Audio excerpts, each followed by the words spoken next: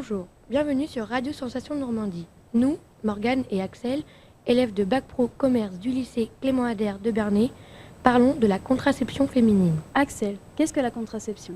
La contraception, c'est l'ensemble des méthodes qui permettent de choisir le moment de concevoir un enfant. Ces dernières années, les méthodes contraceptives se sont beaucoup diversifiées. Vous avez peut-être entendu parler d'implants, de préservatifs féminins, de patchs ou encore d'anneaux contraceptifs. De nos jours, chaque femme, chaque couple a la possibilité de choisir la contraception qui lui convient. Et ça, c'est le plus important. Parce qu'utiliser une méthode adaptée, c'est avoir la garantie d'une contraception plus efficace. Elle ne vous posera pas de problème, elle sera adaptée à votre situation médicale et affective, que vous soyez en couple ou non, à votre mode de vie, à votre personnalité, elle sera facile à utiliser. Axel, où se renseigner et à qui en parler ?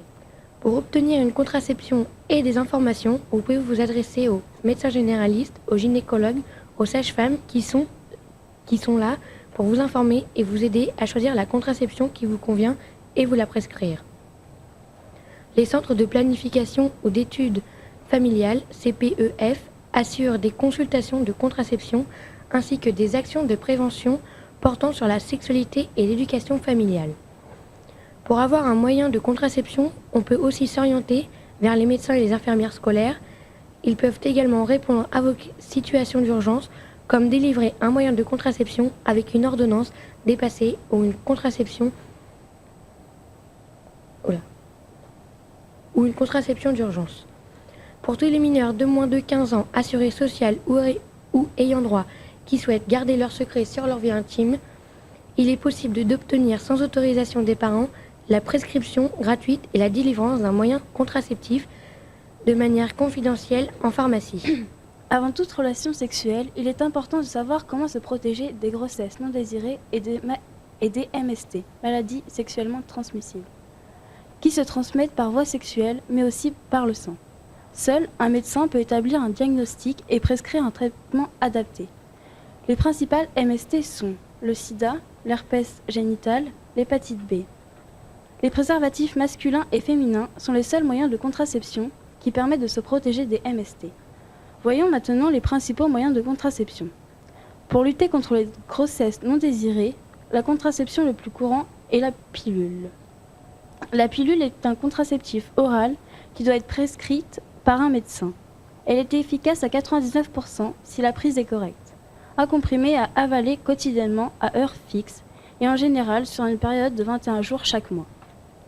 La pilule du lendemain, appelée aussi contraception d'urgence, est délivrée sans ordonnance chez le pharmacien ou dans les centres de planning familial. Elle est gratuite pour les mineurs. Elle diminue le risque de grossesse après un rapport sexuel, mâle ou non protégé. Ce n'est en aucun cas une méthode de contraception régulière, mais un recours exceptionnel dans les 72 heures qui suivent le rapport. Important, plus elle est prise tôt après le rapport, plus elle sera efficace. L'implant contraceptif est un bâtonnet cylindrique inséré sous la peau du bras, sous anesthésie locale. La pose dure quelques minutes. Il peut être retiré par un médecin ou une sage-femme dès que la femme le désire. L'implant peut être laissé en place pendant 3 ans. C'est une méthode contraceptive hormonale. Pour ne pas qu'une femme tombe enceinte, il existe d'autres moyens de contraception, comme l'anneau ou le patch. Le tout est d'éviter une grossesse non désirée. Pour en savoir plus sur la contraception, nous accueillons Monsieur Le Mouton, sage-femme. Bonjour Monsieur Le Mouton. Bonjour. Pouvez-vous vous présenter ? Donc je suis Théo Le Mouton, sage-femme à la maison médicale de la Tremblay, donc en libéral. Et je travaille également à l'hôpital de Bernay en tant qu'hospitalier. Depuis combien de temps êtes-vous sage-femme ? Donc cela fait 1 an et demi que je suis diplômé. Quelles sont les études que vous avez faites ? Alors on commence par une première année de médecine avec un concours. Et ensuite, si on l'obtient, on fait 4 ans d'études dans une école de sage-femme. Pourquoi avez-vous choisi ce métier ? Alors parce que j'aime le contact avec les patientes et je voulais aider les patientes à accoucher et je trouvais que c'était un très beau métier. Que signifie le mot sage-femme ? Alors sage-femme, c'est sage, c'est le savoir, et femme de la femme, donc en fait c'est le savoir de la femme.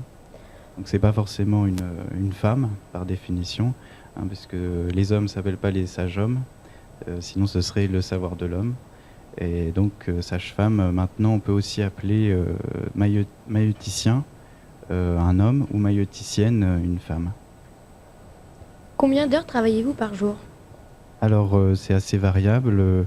À l'hôpital c'est des gardes de 12 heures, donc jour ou nuit. Et au cabinet, bon, en général c'est à peu près 8 heures par jour. Travaillez-vous uniquement au cabinet ou également à l'hôpital? Donc je travaille en majorité au cabinet et à l'hôpital environ 20%. Quelles sont les tranches d'âge de vos clientes? Alors ça peut aller de la puberté, hein, donc avec la prescription de la contraception, jusqu'à 75 ans parfois pour la rééducation périnéale. Prescrivez-vous des moyens de contraception? Alors oui, les sages-femmes prescrivent tous les moyens de contraception, donc la pilule, l'anneau, le patch comme vous avez dit, et les sages-femmes posent les implants contraceptifs, les retirent, posent les stérilés, qu'on appelle maintenant dispositifs intra-utérins, puisque oui, stérilet c'est un ancien terme qui est un peu connoté stérilité, donc il faut éviter maintenant de l'utiliser. Maintenant, depuis cette année, les sages-femmes peuvent même réaliser des interruptions volontaires de grossesse médicamenteuses. Quels sont les moyens de contraception les plus utilisés? Alors, la pilule est le moyen de contraception le plus utilisé. Ensuite vient le préservatif, tout en sachant qu'il faut bien penser à utiliser les deux en même temps si on n'a pas des partenaires réguliers. Et ensuite vient le stérilet. Donc en général, pour celles qui ont déjà eu des enfants. Mais il faut savoir que maintenant, le dispositif intra-utérin est possible pour celles qui n'ont pas encore eu d'enfants, donc pour les plus jeunes. Prescrivez-vous la pilule du lendemain? Alors oui, il faut savoir effectivement qu'elle est disponible en pharmacie de manière gratuite et anonyme pour les mineurs de plus de 15 ans. Donc ça c'est la pilule du lendemain de 72 heures et il y a aussi une pilule du lendemain de 5 jours après l'oubli ou le rapport à risque qui est disponible mais seulement sur prescription. Pour vous, est-ce important que des hommes fassent ce métier plutôt féminin?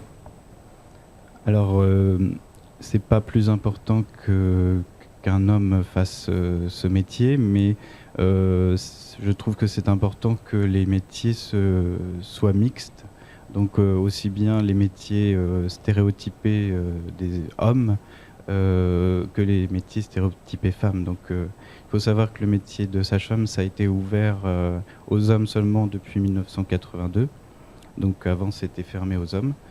Et donc moi je suis pour cette ouverture à la fois des métiers d'hommes et des métiers de femmes pour qu'ils soient toujours mixtes et qu'il n'y ait pas de stéréotypes de genre. Travaillez-vous seul ou en équipe? Si oui, combien? Alors à l'hôpital, oui, on travaille en équipe, bien évidemment, avec des auxiliaires de puériculture, des aides-soignantes, des infirmières, des médecins. Et puis en libéral, on travaille en réseau avec les autres professionnels de santé, les infirmières, les kinés, les médecins, les autres sages-femmes.